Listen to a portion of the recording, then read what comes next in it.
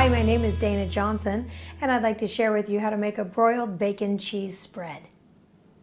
Okay, so you start out with 1 cup of grated cheddar cheese, and you also go with a 1/4 cup of mayonnaise, and you're going to incorporate both of these together.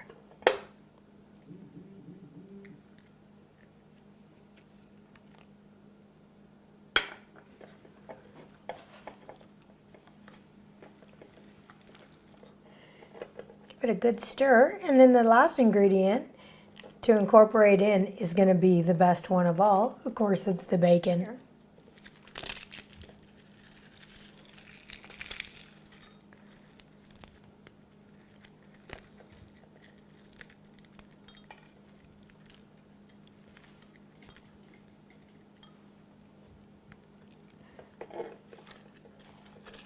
Again, just making sure that the ingredients are all well coated.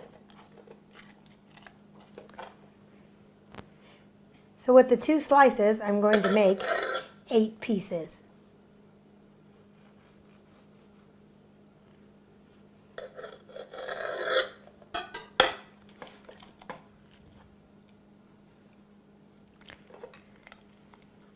Best to give each piece of bread an ample amount of the spread.